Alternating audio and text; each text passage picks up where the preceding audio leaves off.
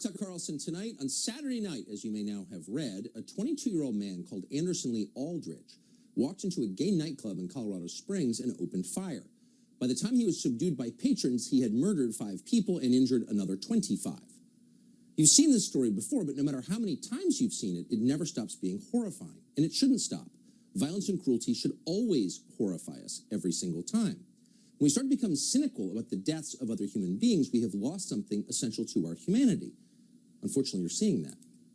So the most obvious question is, why did Anderson Lee Aldrich shoot 30 people? And the truth is, we don't know. We do know he was clearly a troubled person. Last summer, he threatened to blow up his mother's house with a bomb. Authorities had to evacuate the neighborhood during the 4-hour standoff that ensued. Eventually, he surrendered. You're seeing this video first on CNN that shows the alleged gunman, 22-year-old Anderson Lee Aldrich, surrendering to law enforcement. This is just a year ago, in June of 2021, after allegedly making a bomb threat on his own mother. So after that happened, he, of course, was arrested and charged with first-degree kidnapping and felony menacing. But then the local district attorney, a man called Michael J. Allen, did not pursue charges. Why? We reached out to Allen's office today to find out why, but he did not get back to us, so we can only guess. We do know what the effect was. Because Aldrich was never charged with a crime and his arrest record was sealed, his violent past did not show up in background checks. Threatening to murder his own mother did not prevent him from buying a firearm, even under Colorado's so-called red flag law, which was designed to prevent that very thing. So those are the facts. That's what we know so far. Once again, authorities failed to keep the public safe. They didn't do their job. You may recognize now a pattern, because you have seen that before. As for Aldrich's motive in shooting strangers, we can only guess. And we're not going to guess, both because guessing would be dishonest and irresponsible. You can't just make up a story because it suits your pre-existing beliefs. But more to the point, we're not going to guess because it would dishonor the memories of the 5 people who were just murdered in Colorado Springs. These were human beings. They were Americans. They were not props in a larger ideological war. And to reduce them to that is wrong. And that's exactly what many politicians are doing right now. Within hours of the shootings, Joe Biden and his allies used this tragedy as a pretext for disarming the law-abiding population of the country. We need more gun control, Joe Biden said predictably, notwithstanding the fact that Colorado's existing gun control laws, which are extensive, did not prevent this attack. So it was a contemptible and heartless and deeply cynical display of political opportunism. But it didn't stop with gun control, because in fact, the Second Amendment is not the freedom that threatens the people in charge the most. No. That would be the First Amendment, which is your right to say what you sincerely believe. That is the right, the first in our Bill of Rights, that terrifies them the most. Your words are a greater threat than any firearm. They must censor you, or else they lose power. It is that simple. So these horrifying murders in Colorado over the weekend quickly became a pretext for yet more censorship of your speech. You are responsible for this, they told you, because you said the wrong things. You are guilty of stochastic terrorism, inspiring violence by your beliefs. Anderson Lee Aldrich committed mass murder because you complained about the sexualizing of children. Every time you object to drag time story hour for 5th graders, or point out that genital mutilation is being committed on minors, which it is, every time you say that, you are putting people's lives at risk. Now, that seems implausible, and yet many are making this claim. Many have made it over the past 24 hours. Watch, for example, Brandy Zadrozny of NBC. Online, including this Libs of TikTok account, which feeds larger media like Fox News stories, what has happened is a demonization of LGBTQ people, calling them groomers and pedophiles. This type of thing, whether we can say it's motive or not, what we know is that it's just another reason why LGBTQ people are scared.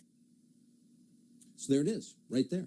When you point out the truth, indisputably, and the truth is that some adults in this country, apparently a growing number, have a deeply unhealthy fixation on the sexuality of children.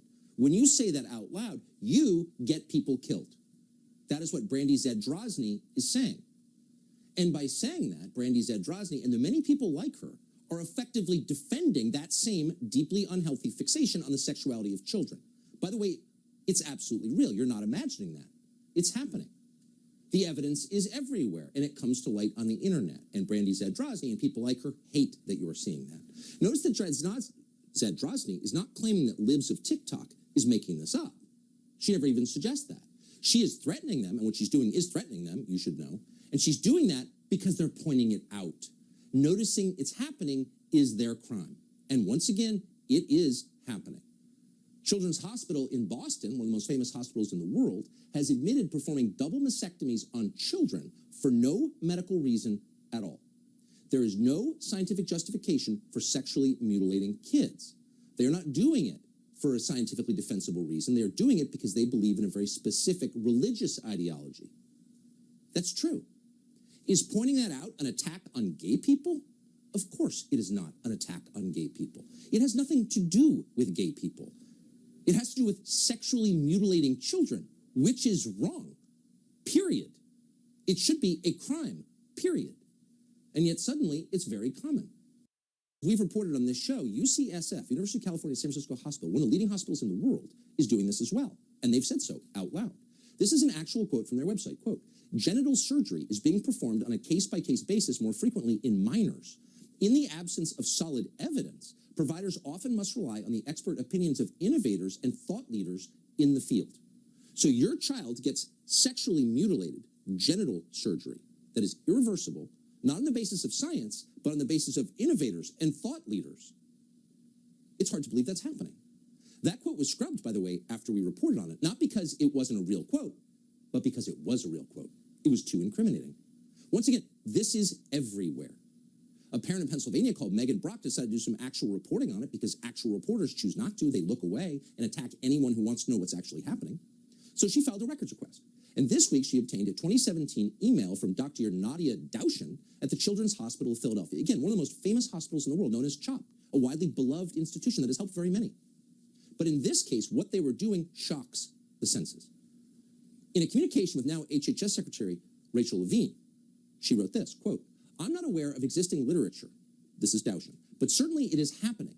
I think we've had more than 10 patients who have had chest surgery under 18, as young as 15, and bottom surgery, 17. That's the sexual mutilation of children for no medical or scientific reason, simply because right now it is fashionable and consistent with a cult that has taken over a lot of the leadership of this country. But the fact remains, children are being destroyed by this. It should be a crime. The people who commit it should be in jail. But it's not just the sexual mutilation of children in hospitals. This is part of a larger trend, and the trend is this. Adults crossing the line, and it has always been a bright line, into deep involvement with the sexuality of children.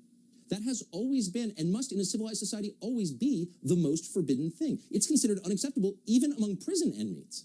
But now it seems to be growing in its prevalence. Consider the latest ad for the clothing brand Balenciaga. This was just uploaded on Instagram. As you can see, the photo shoot they're using to sell their products features a young girl holding a teddy bear in a bondage outfit. Then, in case you missed the point, the photo shoot also contains this image. It shows several documents. Most of them aren't visible, but what you can see when you zoom in, and of course the point is that you see it, is a reference to a U.S. Supreme Court case called Ashcroft versus Free Speech Coalition. That case struck down a law against kiddie porn. What is this? Well, it is what it appears to be. It's an endorsement of kiddie porn, of child pornography. What else could it be? We wanted to know. So we reached out today to Balenciaga to get their explanation, and they didn't respond. So we're going to have to take that on face value and ask, where's the moral outrage? We have an entire industry in this country comprised of moral outrage merchants. If you've ever been on Twitter, you know what we mean. Truly, an entire sector of our economy is devoted to attacking people for falling short of the mark. And here is a high-end retailer promoting kiddie porn in an ad on Instagram, and nobody notices. There's no boycott. There's no front-page New York Times editorial against it. And, of course, Instagram let the advertisement run, endorsing kiddie porn. And, by the way, if you have an alternate explanation for what this was, let us know. A child with a teddy bear in a bondage outfit and a Supreme Court decision striking down a kiddie porn law displayed on the table? What is that? Are we jumping to conclusions? Don't think so. It is what it appears to be. It's right in your face, and no one's saying anything. Again, Instagram had no problem with this. Until Elon Musk took over Twitter, Twitter allowed hashtags that explicitly linked to child pornography. Nobody said anything because crimes against children are no big deal. It's thought crimes that are the real crimes. So if you said something about it, if you were libs of TikTok and said, wait a second, this seems to be abetting child molestation, which of course, that's what it's doing, you were instantly booted off Twitter. But the links to kiddie porn, they're still there. Well, now they've been deleted. Thank God. That's one improvement. So all of this has been happening out in the open, but NBC News hasn't bothered to report on any of it. Where's the report tonight of Balenciaga pushing kiddie porn in an Instagram ad? No. They're reserving all their energy to attack you for noticing. You're a stochastic terrorist if you point it out. And you need to be censored. Watch. Content moderation is a hard task. What we know is that Twitter and where the bulk of this information is right now, because that's where the biggest accounts like Matt Walsh and Libs of TikTok again, where they sort of post this stuff. What's being done? Well, 2 days ago, we know that Elon Musk, who owns Twitter now, he just reversed the policy that Twitter did have against targeting and harassment of LGBTQ people, against misgendering transgender people. So here you have people mutilating the genitals of children, running ads on Instagram promoting kiddie porn, and there's Brandy Zadrozny on NBC News. She's not attacking them. She's attacking anyone who notices and accusing them of attacking gay people. Once again, this has nothing to do with gay people. This is an attack on the sexual fixation on and mutilation of the genitals of children, pushing kiddie porn. It's nothing to do with gay people. That's an offense against anyone's definition of decency, and she's effectively defending it, and they all are. You're not allowed to notice it, or else you're committing violence. You're complicit in mass murder. Well, the people who are doing these things are fine. No one attacks them. An ACLU spokesman launched this attack on Doug Lamborn, a congressman from Colorado. Watch this. He voted against the Respect for Marriage Act and is a co-sponsor of Marjorie Taylor Greene's nationwide ban on gender-affirming care for trans youth. Huh? That's the crime? Children having their genitals mutilated on the basis of no science, no actual real medical guidance, no longitudinal study. There's no evidence this is a good idea, but GLAAD is for it, so doctors mindlessly do it, and you can't complain or else you're a murderer? Too crazy. These are our children. Can't put up with it. For her part, GLAAD's president declared that because of Saturday's shooting, you need to shut up while activist doctors mutilate children. In terms of trans kids and gender-affirming care, the American Medical Association, the Pediatric Association, has confirmed that these are safe procedures. This is finished business. It's politicians and junk science who's creating some kind of debate or argument about this. Really? Now, we realize she's paid to say that. Of course, all these activists are paid to say what they say. Very specifically paid. The ACLU is paid to say what they say. They all are. ADL is paid to say what it says. GLAAD is paid to say what it says. But the truth is, the no BS scientific truth is, there's no evidence it's safe. Where's the 10-year study on that? Do you have one? Oh, you don't have one. We have no idea what the long-term effects of puberty blockers are. We have no idea. We can't even guess as the long-term psychological effects of genital mutilation on a 17-year-old or 15-year-old. What? You have no idea it's safe. You're lying. It's not a safe procedure. We've spoken to a lot of victims of this barbarism, and it is barbarism. We did a whole documentary on it, and by the end of the documentary, we were more shocked than when we started reporting it out. Even people who support these procedures can't actually defend them, and that's the whole point. They have to make you shut up because they don't have any facts on their side. If you're not okay with child abuse, you're a murderer. And it's worked on a lot of weak-minded journalists who only care about status and acceptance by the group, but there are a few on whom it has not worked. And at the top of that list is Chris Rufo. He joins us now. He's a senior fellow at the Manhattan Institute. Chris, thanks so much for coming on. I don't understand how Balenciaga, whatever they sell, can put an ad on Instagram today promoting kiddie porn and no one says anything. Well, we're going to find out exactly what's going to happen to them. Certainly people are contacting them. They're in a lot of hot water. But the broader trend here is that what we're seeing is the emergence of a decentralized censorship regime. 100 years ago, governments in Europe and the United States would have to censor content from the top down, but they could be easily identified as the ones doing the censoring. Today, we have this consortium of left-wing activist journalists, left-wing NGOs and nonprofits, and then friendly administration officials in the FBI and the DOJ that work together behind the scenes to enforce public debate, to deplatform journalists who are actually doing the reporting on these issues, and then even calling for the prosecution and imprisonment of political opposition using the FBI. We've seen that on critical race theory. We've seen that on radical gender theory. And the brilliance of this system, if we're going to give them some credit, is that it's almost operating invisibly. So what we have to do is we have to bring it to the surface, just as you've done, make it visible, put a name on it, and stop it, because this is the greatest threat to the First Amendment in the last 50 years.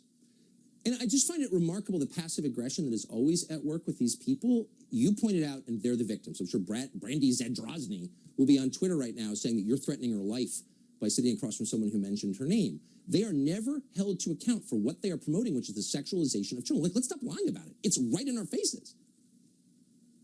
That's right. And in that specific example, Brandy Zadrozny works for one of the largest and most powerful media corporations in the world. She has an affiliation with elite universities. This is someone who's in a position of power, who's actually made her career doxing and targeting random online citizens, Trump supporters, etc.